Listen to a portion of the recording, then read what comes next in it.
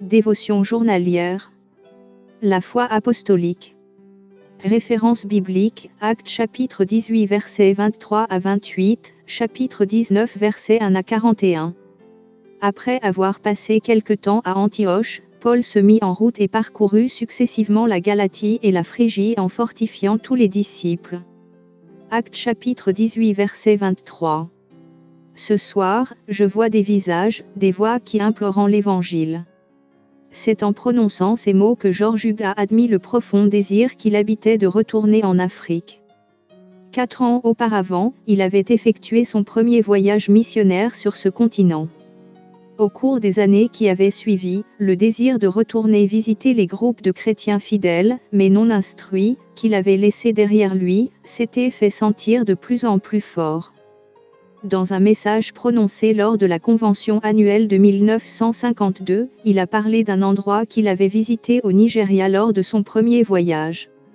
Il y avait 600 personnes dans cette congrégation, et je ne suis resté avec elles qu'1 heure et demie. Lorsque nous sommes partis, les responsables se sont agenouillés et ont pleuré parce que ce qu'ils avaient désiré et pourquoi ils avaient prié pendant des années n'avait été à leur portée que pendant 1 heure et demie. Depuis ce jour, cette congrégation est continuellement dans mes pensées.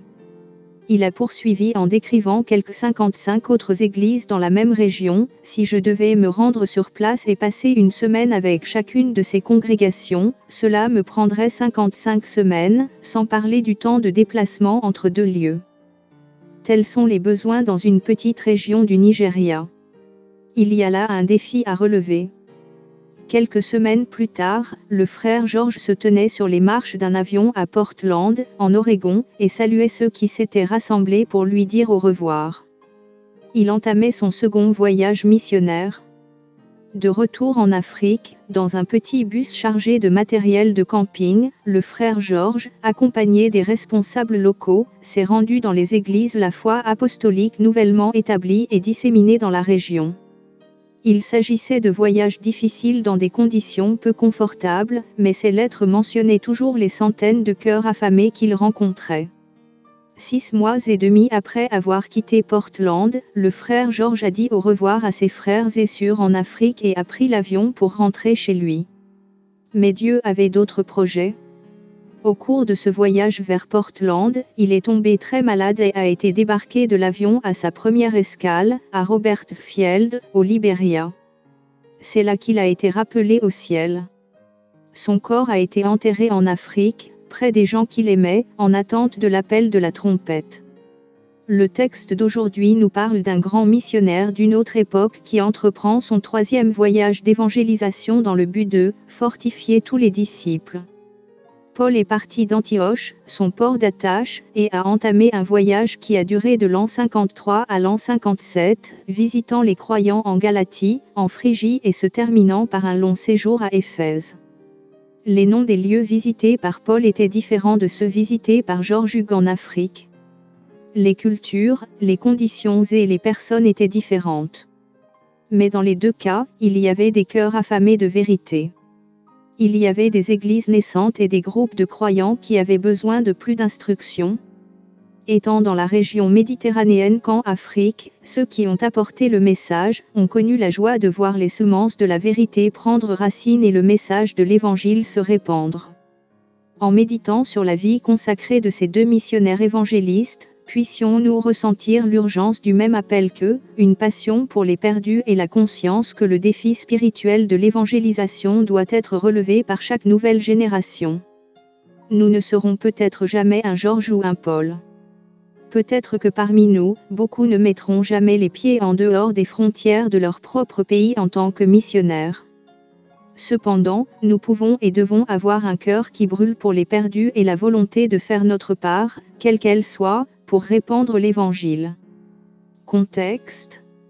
Les derniers versets du chapitre 18 commencent le récit du 3e et dernier voyage missionnaire de Paul, qui, au départ, suit le même itinéraire que lors de son 2e voyage.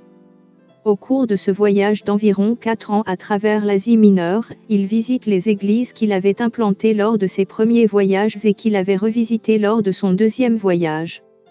Notre texte se poursuit jusqu'au chapitre 19 et se termine par une émeute à Éphèse, qui indique à Paul qu'il est temps de passer à autre chose, voir Actes chapitre 20 verset 1. Les versets 24 à 28 d'Acte 18 racontent l'histoire de l'enseignant biblique Paulus, décrit comme « un homme éloquent » au verset 24. Le terme « éloquent » est la traduction d'un mot grec signifiant « savant ». En plus d'être instruit, Paulus était également versé dans les Écritures et plein de ferveur. Juif né à Alexandrie, en Égypte, il semblait avoir une capacité extraordinaire à présenter la messianité de Jésus à un public juif. Cependant, bien qu'Apollo ait enseigné avec exactitude ou diligence les choses du Seigneur, il ne connaissait que le baptême de Jean. Aquile et Priscille, des chrétiens juifs qui avaient rencontré Paul à Corinthe et avaient participé à son œuvre, lui enseignèrent ce qui manquait à sa compréhension de l'Évangile. Paulus s'est ensuite rendu à Corinthe, où il a rapidement assumé un rôle de leader dans l'Église. Au chapitre 19, Luc rapporte qu'après le départ d'Apollo d'Éphèse, Paul y est arrivé. Le long séjour de l'apôtre à Éphèse montre l'importance de la ville, sa richesse, sa population d'environ 300 000 habitants et le fait qu'elle soit un centre d'échanges commerciaux, en font une plaque tournante logique pour l'évangélisation de toute la province d'Asie. 3 événements importants se sont produits pendant le séjour de 2 ans de l'apôtre à Éphèse. Tout d'abord, le Saint-Esprit a été répandu sur des croyants qui n'en avaient jamais entendu parler auparavant, versets 1 à 7. Ensuite, le ministère efficace de Paul a été confronté à un groupe d'exorcistes itinérants, qui ont été attaqués par les démons qu'il essayait de chasser, versets 13 à 20. Enfin, une émeute a été provoquée par des fabricants des temples de Diane, qui estimaient que la prédication de Paul menaçait leur gagne-pain, à savoir la fabrication de temples Diane, versets 21 à 41. Le verset 9 indique que Paul a réuni les disciples dans l'école d'un dénommé Tyrannus.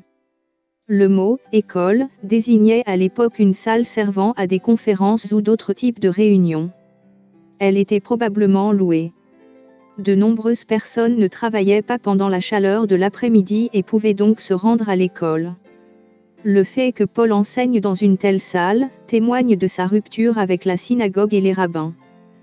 Comme ses efforts représentaient une approche audacieuse et sans honte du public païen, il ne fait aucun doute que les dirigeants juifs furent encore plus irrités par cette entreprise de l'évangéliste itinérant. Au verset 12, Luc indique que des miracles de guérison se sont produits lorsque des mouchoirs ou des linges utilisés par Paul étaient appliqués à ceux qui étaient malades ou troublés par des esprits mauvais. Il n'y avait pas de pouvoir spécial dans les mouchoirs eux-mêmes, Dieu a simplement honoré la foi de ses premiers convertis.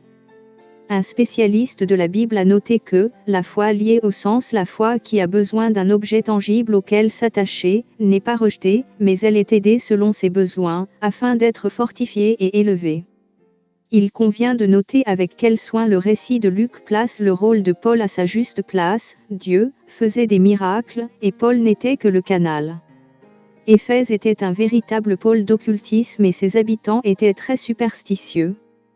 La phrase « les arts magiques » mentionnée au verset 19, rassemble non seulement la magie, mais aussi les sorts, les enchantements et les exorcismes qui étaient monnaie courante dans cette société et dont on pensait qu'il apportait la richesse, le bonheur et la protection. L'orfèvre Démétrius, verset 24, qui a suscité l'opposition à Paul, était manifestement un homme important dans le métier. Les statuettes que ses collègues et lui-même fabriquaient étaient peut-être des représentations de la Diane, que les Grecs appelaient Artémis, considérée comme la déesse de la chasse, de la lune et de l'accouchement, et censée avoir le pouvoir de contrôler les animaux. La fabrication de temples en l'honneur de Diane constituait une industrie florissante, et la prédication de Paul devait provoquer une baisse perceptible de la demande, ce qui expliquerait que les artisans se soient si facilement mis en colère face à une menace de leur sécurité financière. Le secrétaire municipal qui a fini par apaiser la foule, verset 35, n'était pas un fonctionnaire romain, mais un officier éphésien qui travaillait en étroite collaboration avec le gouvernement romain. comme il aurait été tenu pour responsable de toute manifestation illégale, il était dans son intérêt de réprimer l'émeute et de persuader les émeutiers de se disperser. Regardez de plus près. 1. Quelle était la question de Paul aux disciples qu'il a rencontrés à Éphèse à son arrivée, voir Actes chapitre 19 verset 2. Qu'ont-ils répondu? 2. À votre avis, pourquoi la parole de Dieu se propageait et gagnait en puissance, verset 20, à Éphèse malgré une vive opposition? 3. Que pouvons-nous retenir de l'époque de Paul à Éphèse, et qui pourrait s'appliquer à l'évangélisation de nos jours? Conclusion. Répandre l'évangile peut impliquer des difficultés, de l'opposition et de la persécution. Cependant, un amour authentique et sincère pour les âmes nous aidera à ne pas reculer devant les défis qui accompagnent l'évangélisation. Bonne journée à vous et soyez bénis.